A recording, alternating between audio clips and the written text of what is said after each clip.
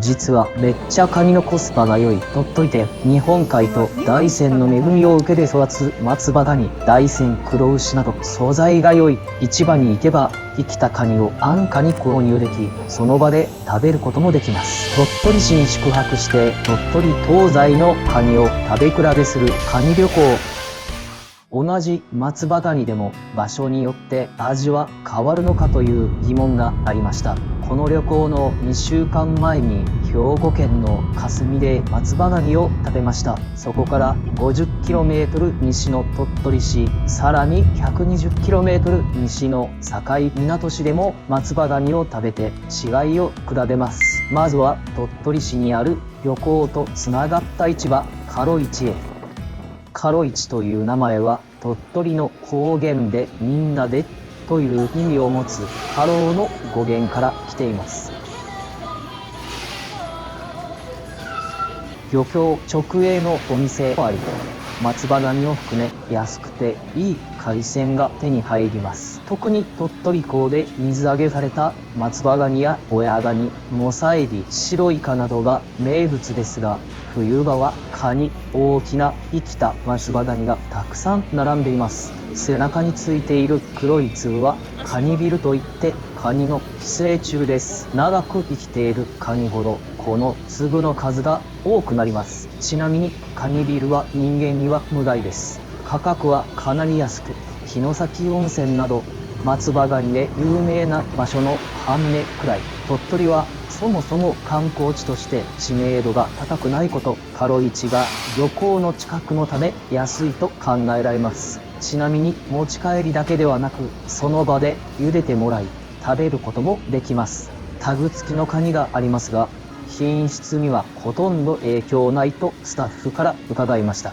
タグ付きは船の上で確実に生きていたことが保証されたもので、タグがなくても普通に生きているものも多いそう。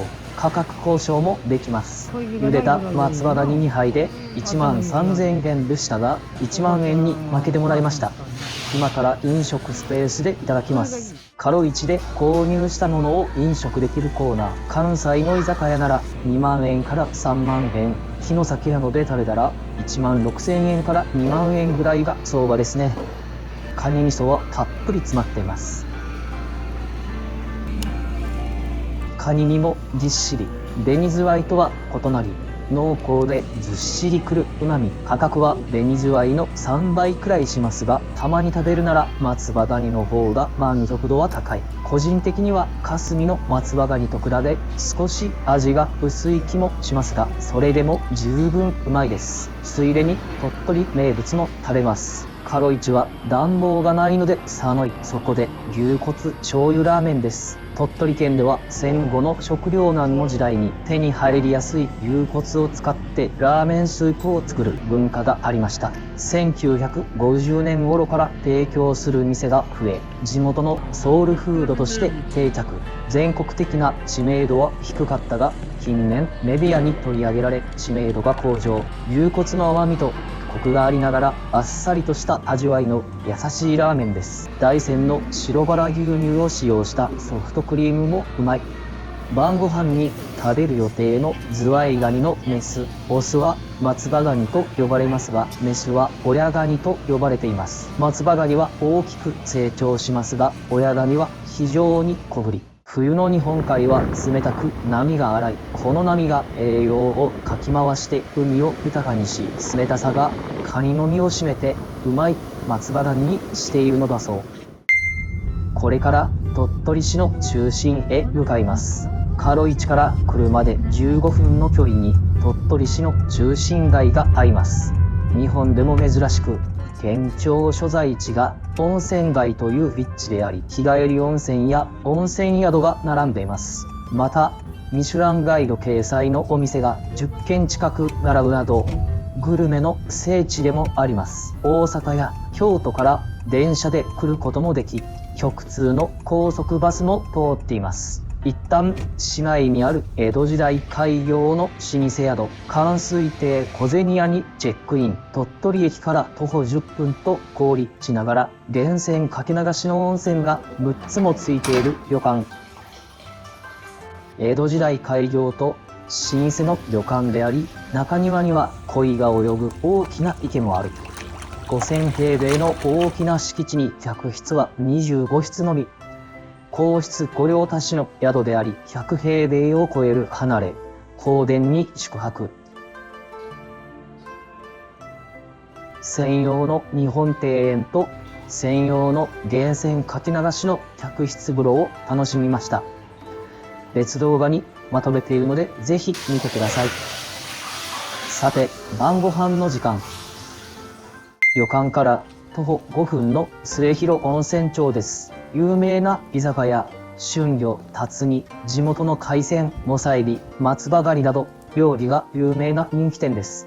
人気すぎて1ヶ月前に電話しても満席でした。さて、運よく席を確保できたミシュランガイドお店、味ごよみアンデー。ここでしか食べられない親ガニ丼があります。何倍もの小さな親ガニから可食部のみを取り出した丼です。面倒くさすぎて自分では作れません。また、オスの松葉ガニとは異なり、卵も楽しめます。手間がかかるため価格は高いですが、絶品との口コミ。事前予約が必要なため、2週間前にあらかじめ丼3つと伝えておきました。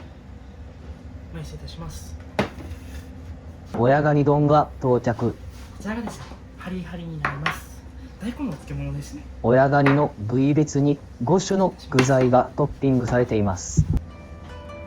半時計回りに打ち粉の塩茹で、プレーンカニにカニ味噌で和えたカニに、中央に生打ち粉醤油漬け、その上に生外子の醤油漬けです。付け合わせの親ガニの味噌汁はおかわり自由。最高7杯飲んだ方がおられたそうです。手間暇かけた親ガニ丼を早速いただきましょう。カニ味噌を和えたカニ身は濃厚でご飯が進む。カニ身は松葉ガニと比べて濃厚な味わいで甘みが強く非常に美味。甲羅の内側に抱えている内子は濃厚なカニ味噌のような味わい。新鮮な内子をすぐに醤油漬けすることでさらに旨味が強くなります。鮮度が必須のため、鳥取県民でもなかなか食べられない一品。価格は高かったですが、確かに味は絶品。ここでしか食べられない一品なので、鳥取市へ訪問の際は食べた方がいいです。ミシュランガイド鳥取つながりで同じく末広温泉町にある洋食レンガ亭を訪問。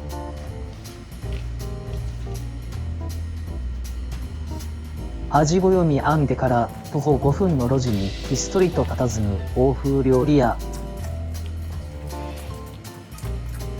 特徴はフレンチをベースにしつつ和の要素も取り込んだ料理。食材は地元へのこだわりがあり、鳥取の旬の食材を主に使用しています。そのためメニューは一般的なレストランと異なっています。旬の素材を使った店主考案のオリジナル料理です。また、熱燗と洋食のペアリングが楽しめるのも特徴。鳥取県民の日本酒の飲み方は主に熱燗で、それと欧風料理を掛け合わせるという発想だそうです。まずは洋風の魚料理、境港ハガツオの塩たたきと鳥取の日本酒弁天娘の熱燗を注文しました。我々は高知で何度もカツオの塩たたきを食べており、塩たたきには強いこだわりがあります。そんな我々からしても旬のハガツオを使用したレンガ亭の塩たたきは絶品でした。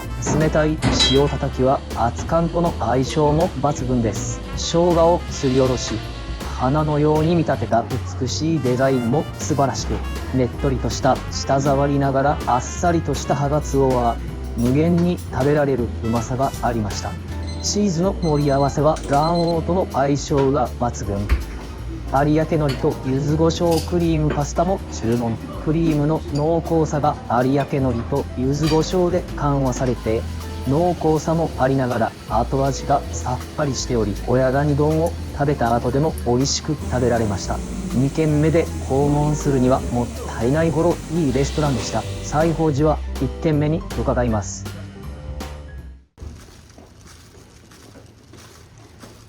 おやすみなさい。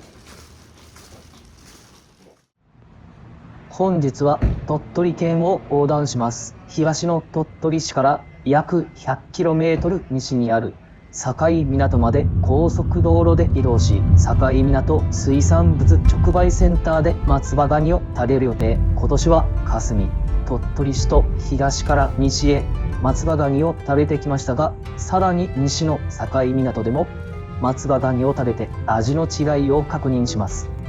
鳥取市から境港近くの米子まで高速道路は無料区間となっています。鳥取にはハワイがある模様。ただしハワイで買ってハワイではない。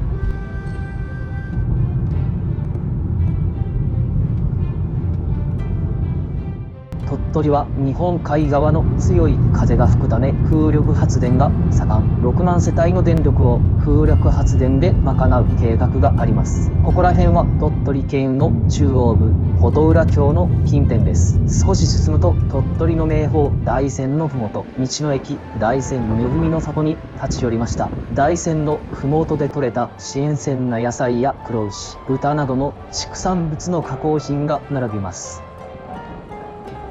大山で磨かれた水で作った日本酒や地ビールなども販売されており、大山名物を揃えるならここというほどラインナップが優れていました。大山の乳牛から絞った白バラ牛乳もあります。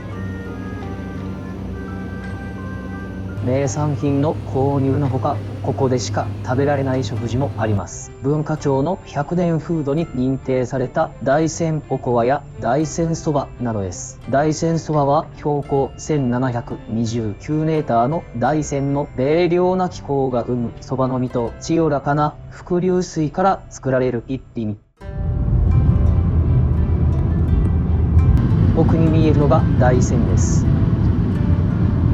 米子東で高速を降り 20km 北上すると境港に着きます。境港市は鳥取県で最も小さな市であり、米子から北に突き出た約 20km の大きな砂州上にあります。人口も3万2000人と少ないですが、日本有数の漁業の町として知られています。特に水揚げ量全国トップクラスを誇るカニやマグロ、アジ、サバなどの水産物が有名で、全国から新鮮な魚を求めて訪れる人が多い。近隣には日本海の海底 1500m から汲み上げた温泉を源泉とする海家温泉と温泉街があり、海を望みながら入れる温泉地として人気です。また境港は全国からのアクセスが便利。出雲縁結び空港は東京、大阪、福岡などの発着とどこからでも行きやすいです。海鮮、観光、温泉と三拍子揃った境港市ですが、今回は海鮮が目的だったので境港水産物直売センターに訪問しました。境港水産物直売センターは境港市の北端に位置し、車のほか電車でもアクセス可能です。年間70万人が訪問する大型の魚市場で12の水産物販売店が集まっています。冬はカニを求めてたくさんの観光客が集まりますが、意外だったのは境港市では松葉ガニよりも紅ズワイガニの方が人気というのも、境港は紅ズワイガニの全国水揚げ量が日本一だからです。ただし今回は松葉ガニの食べ比べが目的。松葉ガニは大きく生きがいい、自宅に持って帰る用の生の松葉ガニを物色していましたが、とりあえず今食べるカニが欲しい。カロ一同様に茹でた松葉ガニをその場でいただくことができます。鳥取市のカロ一同様、お安く松葉ガニを購入しました。特に足が1本欠けていたり、甲羅に傷など難点ありの B 級品は定価の半値以下で購入できるものも多く、購入してその場で食べることにしました。定価1万円のカニを8000円に負けてもらい、B 級品のカニの甲羅部分3つを2500円で購入。お箸と柄入れをもらい、飲食スペースでカニをいただきます。シンプルに茹でただけのカニですが、ぎっしり詰まった身から旨味があふれて濃厚な味わい。ただ個人的な見解ですが、今年3カ所で松葉ガニを食べてうまかった順は、1番が霞、2番が鳥取市、3番が境港のような気がします。カニの個体差はあれど、それぞれの場所で同じぐらいの大きさのゆでガニを食べましたが、一番濃厚に感じたのは霞でした。そもそも島根、鳥取、兵庫などの日本海側で採れる松葉ガニのうち、最も栄養状態の良いカニは兵庫のカニと考えられます。島根、鳥取、兵庫の海は対馬海流が支配的ですが、対馬海流自体は栄養が少ないことで知られています。島根、鳥取、兵庫の順に海流が流れるうちに、各地の山から流れ出る栄養豊富な川の水を巻き込みます。つまり対馬海流が兵庫まで行き着いた時には、島根、鳥取の栄養も含んだ栄養豊富な海流になっています。さらに兵庫のあたりで対馬海流と逆方向の海流がぶつかります。リマン海流は栄養豊富な海流であることが知られており、栄養豊富な海流同士がぶつかることで奇跡と呼ばれる土壌が形成されます。とはいえ、価格面で一番安かったのはカロイチ。境港には宍道湖のしじみもあります。カニ以外の要素を含めると、空港があるなど境港は大変便利な場所です。カニだけを楽しみたいなら霞、カニと温泉を楽しみたいなら鳥取市、観光メインでカニも食べるなら境港、北は北海道、南は境港まで様々な地域で様々な種類のカニをいただきましたが、個人的には松葉ガニが一番うまいと思います。もし冬場にコスパよく松葉ガニを食べたい場合は、鳥取市または霞近くの草津温泉がおすすめです。